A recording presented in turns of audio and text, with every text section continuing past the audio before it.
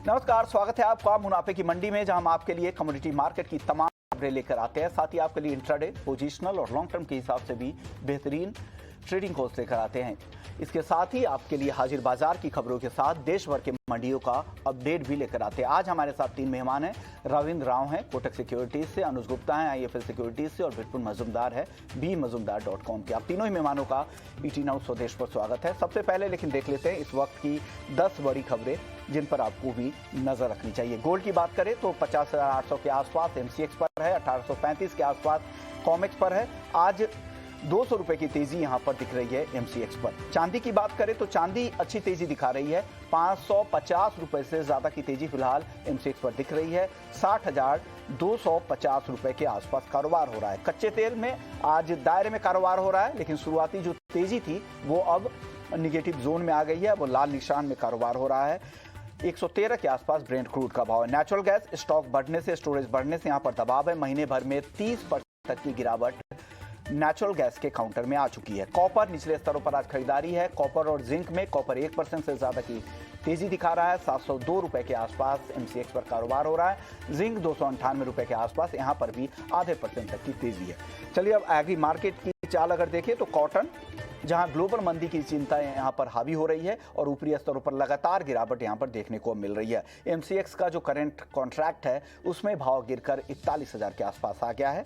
हल्दी की बात करें तो बुआई में तेजी है, पर्याप्त स्टॉक है। वॉल्यूम अब थिन वॉल्यूम वायदा में दिख रहे हैं। और NCDX जुलाई काउंटर की अगर बात करें तो 7,775 रुपए के आसपास शुरुआती कारोबार में कारोबार दिख रहा है। जीरे की बात करें तो एक्सपोर्ट के जो नंबर्स आ रहे हैं वो थोड़े अब कमजोर आ रहे हैं और आज भाव 21,000 के आसपास जीरे का है NCDX पर। धनिया की बात करें तो मांग कम है और NCDX पर आज 11,200 के आसपास। मेंथा, सिंथेटिक मेंथा की सप्लाई बढ़ी है, उससे ऊपरी स्तरों पर दबाव बना है। हालांकि जो मांग है वो अभी भी ओवरऑल मेंथा की मजबूत है। चलिए, लेकिन इसके बाद एक बड़ी खबर हमारे साथ है पर बात करने के लिए हमारे साथ CPI के प्रेसिडेंट नरेंद्र वाधवा साहब जुड़ गए हैं। नरेंद्र सर, स्वागत है आपका ET नाउ स्वदेश पर। सर, आपसे मेरा सवाल ये होगा, क्योंकि आप कमोडिटी पार्टिसिपेंट्स को यहाँ पर रिप्रेजेंट कर रहे हैं। सर, हाजिर के भाव और वायदा के भाव, इसमें काफ़ी फर्क दिख रहा है। कॉटन केक की बात करें तो हाजिर में 2900 के आसपास है, 2600 के आसपास हम वायदा में देख रहे हैं। कॉटन 46,000 हाजिर में अगर उसमें कैलकुलेट करें तो, और 41,000 वायदा में दिख रहा है भाव MCX पर। मेंथा 1160, 40, मतलब तमाम जितने भी एग्री वायदा है, तो इतना फर्क क्यों है सर? तो फिर अगर कोई वायदा की अगर हम मांग करते हैं कि इंडिकेटिव प्राइस के तौर पर हम वायदा के भाव को देखेंगे, अगर वो भाव सही नहीं रिफ्लेक्ट करेगा हाजिर के बाजार को, तो भरोसा कैसे बढ़ेगा?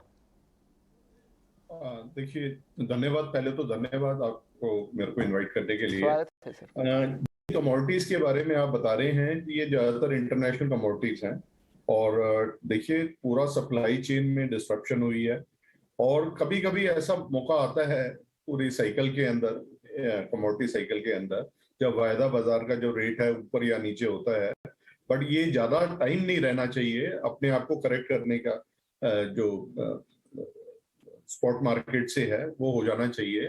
तो हमारे को उम्मीद है कि ये आने वाले टाइम में ये कहीं जो प्राइस डिस्कवरी वाला जो पर्पस है एक्सचेंज का, वो अपने में पूरा होगा और हम जो स्पॉट मार्केट के प्राइसेस हैं उसके आसपास करेंगे। एक और बात मैं कहना चाहूंगा, कई कमोडिटीज जो हैं उसमें डीलर्स का और जो यूजर्स हैं, जैसे कॉटन बोला, तो उनका कई कंसर्न्स हैं क्वालिटी को लेकर ऑन द एक्सचेंज साइड। तो उसलिए हमने देखा है कॉटन स्पेसिफिकली जहाँ पर स्पॉट मार्केट जो है वो ऊपर चल रहा है अराउंड 9-10% के। मेजर वजह यही मैं मानता हूँ, international supply chain disruption, demand shipments कई जगह रुकी हुई हैं इंटरनेशनल ट्रेड के अंदर, और कोविड की वजह से चाइना में जो डिस्ट्रप्शन थी उसका एक बहुत वजह है जिससे स्पॉट मार्केट जो है वो ऊपर चल रही है वायदा बाजार से। देखिए, स्पॉट मार्केट के अंदर जो है पहले ही और रीजंस होते हैं, बट एक रीजन मैं ये भी कहूंगा क्वालिटी की वजह से, जो एक्सचेंज लेवल पे जो क्वालिटी के कंसर्न्स हैं उसकी वजह से डेरिवेटिव में प्राइसेस लो हैं। अब दूसरा सवाल है, एक्सचेंज एक रेफरी के तौर पर काम करता है। मैं एक्सचेंज पे सिर्फ सवाल नहीं उठा रहा हूं, लेकिन एक्सचेंज को इसमें अगर हम स्पॉट से अगर लिंक नहीं कर पा रहे हैं तो जो दिक्कतें हो रही हैं उसे कम करने को लेकर उन्हें कुछ मेजर्स, कुछ कदम तो उठाने चाहिए। हाँ देखिए, मैं बिल्कुल आपसे सहमत हूँ। हमने भी इसके बारे में लिखा है। दो पर्पस हैं एक्सचेंजेस के डेरिवेटिव के। एक तो फिर प्राइस डिस्कवरी और हेजिंग। अगर उसमें एक पर्पस भी उसका वो हम पूरा नहीं कर पाते तो हमारे को क्वेश्चन करना है पूरे सिस्टम के अंदर कि ये क्या ठीक है कि नहीं है। तो हमारे भी कंसर्न्स हैं, हमने भी कम्युनिकेशन कर रहे हैं एक्सचेंजेस से। और जो डीलर्स के और जो स्पॉट मार्केट के प्लेयर्स हैं, जो कि जैसे मैंने आपको बोला क्वालिटी कंसर्न्स हैं, उसको कहीं ना कहीं देखने की जरूरत है। हम कंटिन्यूअसली टच में हैं एक्सचेंजेस के इसके ऊपर। क्या एग्री के सारे कॉन्ट्रैक्ट को स्पॉट से लिंक करने की तैयारी ऐसी चल रही है क्या? देखिए, ये तो कंटिन्यूअस प्रोसेस है। हम जब तक ये स्पॉट मार्केट से लिंक नहीं होगी डेरिवेटिव मार्केट, इसका भी कोई पर्पस नहीं है बिल्कुल कहीं ना कहीं लिंक करने की। और जो ये हमेशा बार बार क्वेश्चन आते हैं कि ये डिफरेंस क्यों है और हेजिंग क्यों नहीं हो रही और सारे यूजर क्यों नहीं आए इस मार्केट के अंदर, उसकी वजह यही है क्योंकि स्पॉट मार्केट जिस तरह से लिंक होनी चाहिए थी। मैं बार बार बोलता हूँ, पूरे वर्ल्ड के अंदर जो पहले स्पॉट मार्केट्स बनती हैं और उसके अराउंड डेरिवेटिव मार्केट बनती हैं, लेकिन हमने पहले डेरिवेटिव मार्केट बनाए और उसको अब हम लिंक करने की कोशिश कर रहे हैं स्पॉट मार्केट से। बट कोई बात नहीं, जो लेट भी है लेकिन इसको लिंक करने की जरूरत है। और as a CPI, as a industry body, हम कंटिन्यूअसली टच में रहते हैं एक्सचेंज के और मिनिस्ट्री के और रेगुलेटर के कि ये जो पर्पस है, basic purpose of the exchange, वो कहीं फुलफिल हो। ओके वाधवा सर, अब आपसे मेरा अगला सवाल होगा प्रोडक्ट को लेकर। जिस तरह के कॉन्ट्रैक्ट साइज है, आपको नहीं लगता कि अब समय की डिमांड है कि कॉन्ट्रैक्ट साइज छोटे साइज के कॉन्ट्रैक्ट भी लाया जाए, खास करके जैसे नॉन एग्री काउंटर्स में मिनी माइक्रो जैसे हैं, ताकि अब ज़्यादा से ज़्यादा पार्टिसिपेंट्स को ला पाएं और उनके लिए अवेयरनेस भी आप फैला पाएं? क्या इस दिशा में कदम नहीं उठाने चाहिए? क्योंकि आप प्रोडक्ट एडवाइजरी कमेटी वगैरह जो सेबी की है वहाँ भी आप जाते हैं, वहाँ पर भी आपकी सलाह जाती है। तो नए किस तरह के कॉन्ट्रैक्ट डिजाइन करने चाहिए ताकि पार्टिसिपेशन बढ़े? देखिए, ये डिस्कशन का पॉइंट था पिछली सीडा कमेटी के अंदर भी, और ये बड़ी अच्छी बड़े टाइमली आपका ये क्वेश्चन भी है और इसके अंदर अच्छी न्यूज आने वाली है। स्पॉट जो पुराने जो मिनी कॉन्ट्रैक्ट्स थे और ये वाले कहीं ना कहीं जल्दी मार्केट में री इंट्रोड्यूस होंगे। एग्री के जितने भी अब वायदा है फ्यूचर्स में जहां पे ट्रेड हो रहे हैं, क्या अब सबके ऑप्शंस नहीं होने चाहिए और ऑप्शंस को हाजिर बाजार से लिंक नहीं कर देना चाहिए? देखिए, ऑप्शन हमारी मार्केट में डेफिनेटली इक्विटी मार्केट से इक्विटी मार्केट सबको ऑप्शंस के अंदर पार्टिसिपेट, ऑप्शन के थ्रू पार्टिसिपेट करना आ गया है। लेकिन उनका सेबी का एक क्राइटेरिया है कि एक पीरियड होना चाहिए, इतनी डेप्थ होनी चाहिए या ओआई होनी चाहिए, उसी के बाद ये ऑप्शंस को अलाउ करते हैं। एक और चीज आपने चाहे क्वेश्चन नहीं पूछा, मार्केट वाइड लिमिट एक बहुत बड़ा क्वेश्चन है। हमारे मार्केट में जो मेंबर्स हैं उसके ऊपर एक्सचेंजेस की पेनल्टीज आ रही हैं, कहीं वहां ब्रीच हो जाती हैं। तो हमने सेबी को अप्रोच करा है, एक्सचेंजेस को भी बोला है कि वो भी रेगुलेटर के पास जाएं। कहीं ना कहीं ये लिमिट्स को बढ़ाने की जरूरत है क्योंकि काफी पेनल्टीज मेंबर्स को आ रही हैं। तो उस तरफ भी हमारी तरफ से रिप्रेजेंटेशन जारी है सेबी को, और ये लिमिट्स भी बढ़ने की उम्मीद है।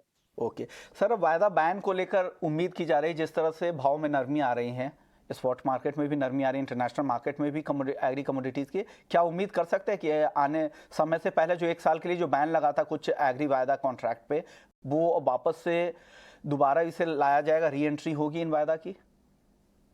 देखिए, हम सारे जितने भी इस इकोसिस्टम में पॉलिसी मेकर हैं उनसे मिल रहे हैं कि इसको री इंट्रोड्यूस किया जाए या और किसी फॉर्मेट में इंट्रोड्यूस किया जाए। सीडेक ने कई कमोडिटीज को अप्रूव किया था पिछली सीडेक कमेटी ने, तो एटलीस्ट उनको कहीं ना कहीं अलाउ किया जाए, जिससे कि जो पूरा इसका पोर्टफोलियो है एग्रीकल्चर, स्पेशली एग्रीकल्चर वायदा बाजार का, तो उसको बढ़ाया जाए। बहुत सारी ऐसी कमोडिटीज हैं जिसके अंदर इंट्रोडक्शन की नई जरूरत है और पुरानी जो बैन हुई है उनको री इंट्रोडक्शन की जरूरत है।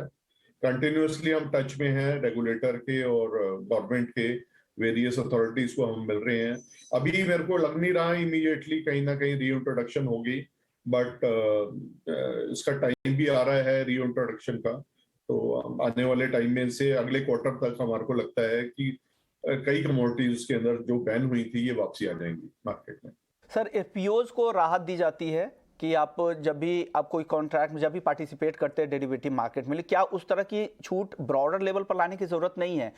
कॉर्पोरेट की भागीदारी बढ़ानी है या हेजिंग के लिए अगर भागीदारी बढ़ानी है तो उस तरह से इंसेंटिवाइज करने की जरूरत आ गया है कि एग्री वायदा में किया जाए और मैंडेटरी किया जाए। क्या इस तरह की भी तैयारी चल रही है क्या?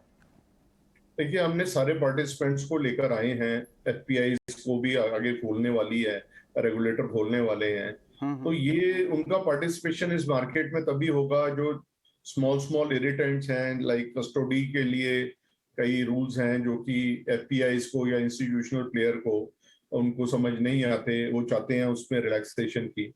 अगर हमारे को पार्टिसिपेशन सारे प्लेयर्स को कराना है इस मार्केट में और मार्केट की डेप्थ बढ़ानी है, तो जैसे आपने ये बोला कि जो स्मॉल इरिटेंट्स हैं इनको हटाना पड़ेगा। CPI as a organisation continuous touch में है और हम इसको कई चीजें ऐसी भी हैं जो पता नहीं लगती शुमोन जी, जिसके अंदर रिलैक्सेशन आती है हमारी इनके कहने से, और डेफिनेटली नए प्रोडक्ट आएंगे और जो इनको रिलैक्स किया जाएगा, कस्टडी के रूल्स, डिलीवरी जीएसटी के रूल्स हैं, उसकी वजह से भी कहीं डिलीवरी इफेक्ट होती है। तो हमने वहां भी सजेस्ट करा है कि आईजीएसटी जो भी एक्सचेंज ट्रेडेड डिलीवरी है उसमें जीएसटी का हर एक जगह रजिस्ट्रेशन कराने की जरूरत ना पड़े और आईजीएसटी के अंदर लेकर आया जाए, जिससे कि इनपुट क्रेडिट और ये सारी जो इसके अंदर इरिटेंट्स हैं ये सारे स्मूदन हो जाएं और ये मार्केट जो है जिसका इतना बड़ा पोटेंशियल है ये अपनी लेवल पे आए, अपने पोटेंशियल पे आए। ओके, शुक्रिया सर वाधवा सर, आपने वक्त निकाला और कुछ अहम मुद्दों पर सलाह दी है कि कैसे इस मार्केट को बड़ा किया जा सकता है और क्या दिक्कत है अभी फिलहाल मौजूदा जो डिज़ाइन है कॉन्ट्रैक्ट के लेके और तमाम हर फ्रंट पर जितने भी पार्टिसिपेंट से लेके और जो बनाने वाले कॉन्ट्रैक्ट एक्सचेंज के लिए हर तरफ से दिक्कत अभी है। इस वजह से वायदा में इतनी गड़बड़ी और इतना सुस्त कारोबार हो रहा है। सर, आगे भी आपसे बात होगी। हमारे साथ और भी 3 मेहमान हैं। वायदा बाजार में ट्रेड से को लेकर क्या करना चाहिए, इस पर बात करने के लिए तीनों मेहमान भी हमारे साथ बने हुए हैं, रविंद्र जी, अनुज जी और बेटूपन। सबसे पहले बात गोल्ड की कर लेते हैं। रविंद्र जी, गोल्ड को लेकर एक खबर भी आई थी कि G7 कंट्रीज इंपोर्ट बैन करेंगे रूस से होने वाले गोल्ड इंपोर्ट को। भारत के लिहाज से ये किस तरह की खबर है? आपको लग रहा है क्या स्पॉट मार्केट में प्रीमियम बढ़ जाएगा गोल्ड का? मुझे लगता है कि मेजर अभी एज ऑफ नाउ गोल्ड पे कोई मेजर इम्पैक्ट तो आया नहीं है और ये जरूर हो सकता है कि Russia might turn to India, China और अदर कंट्रीज, क्योंकि यूके, जापान और यूएस यहाँ से बैन होने के चांसेस है। लेकिन उसका भी इम्पैक्ट उतना नहीं होगा क्योंकि मेजर जो शिपमेंट्स है वो जब भी रशिया के ऊपर वेस्टर्न कंट्रीज ने जो सैंक्शंस लगाए थे, आई थिंक उसके बाद जो भी उनका शिपमेंट्स है वो ऑलमोस्ट 0 हो चुका है। तो मेरे हिसाब से इसका कोई मेजर इम्पैक्ट नहीं है और अगर आप करंट प्राइसेस देखें तो प्राइसेस में भी कोई मेजर इम्पैक्ट नहीं हुआ है। लेकिन हाँ, अगर Russia, if it chooses India and other countries like China destination अगर choose करता है तो I think that might have an impact on prices. But as of now कोई major कोई impact दिख नहीं रहा है क्योंकि prices भी अगर देखें तो prices भी काफी stable है। तो मेरे हिसाब से wait and watch करना चाहिए कि ये कैसे shape up करता है, उसके बाद हम इस पे एक क्यू ले सकते हैं कि how it is going to impact the overall prices. चलिए, लेकिन प्राइस के लिहाज से आज कैसा लग रहा है? 50 हालांकि है दायरे में ही, लेकिन आज तेजी दिख रही है 200 रुपए की। बिटूपन, चार्ट पर कैसा लग रहा है गोल्ड का कॉन्ट्रैक्ट? यहाँ पर और भी तेजी दिख रही है क्या आपको? गोल्ड में तो देखिए अभी फिलहाल के लिए थोड़ा पुल बैक पॉसिबल है और गोल्ड में इतना सेलिंग नहीं आया था जिस तरह से कमोडिटीज कॉम्प्लेक्स में जिस तरह से एक सेल ऑफ आया था उस तरह से नहीं है। और मुझे लग रहा है थोड़ा सा शायद गोल्ड में तेजी बचा हुआ है, गोल्ड एंड सिल्वर दोनों में, और शायद 51,200 तक लेवल तक पॉसिबल है इमीडिएट कॉन्ट्रैक्ट में देखता हूँ। और लाइकवाइज सिल्वर में भी मुझे लग रहा है तेजी है थोड़ा सा आज। तो बुलियन मेटल में आज थोड़ा सा मार्केट में पॉजिटिव आउटलुक दिख रहा है और सेंटीमेंट जिस तरह से अभी शॉर्ट कवरिंग एक्सपेक्टेड है थोड़ा कमोडिटीज कॉम्प्लेक्स में, साथ में गोल्ड भी चलने का एक्सपेक्टेशन है। तो चार्ट में फिलहाल के लिए रेंज बाउंड से थोड़ा सा पुल बैक दिख रहा है 51,200 ऑन गोल्ड, और सिल्वर में मुझे लग रहा है 60,600 to 60,800 तक मार्केट जा सकता है। जी, आपको क्या लग रहा है, आपको भी यहाँ से तेजी और दिख रही है क्या इंट्राडे के लिए? Vishwamohan ji good afternoon. Good afternoon sir. देखिए, लास्ट वीक हमने देखा था कि गोल्ड में एक बड़ा करेक्शन देखने को मिला था और उसके बाद G7 की मीटिंग स्टार्ट हुई है, वहाँ पे कहीं ना कहीं दोबारा से न्यूक्लियर डील को लेकर सवाल उठने स्टार्ट हुए हैं। और साथ में जो ये गोल्ड बैन करने की, इंपोर्ट बैन करने की खबर है, ये थोड़ा सा ऑप्टिमिस्टिक लगता है कि गोल्ड के लिए रह सकता है। जैसे ही हमने देखा था कि रूस से क्रूड को लेकर जो इंपोर्ट्स थे वो बैन होने स्टार्ट हुए थे, तो हमने देखा था क्रूड के भाव बढ़ते चले गए थे।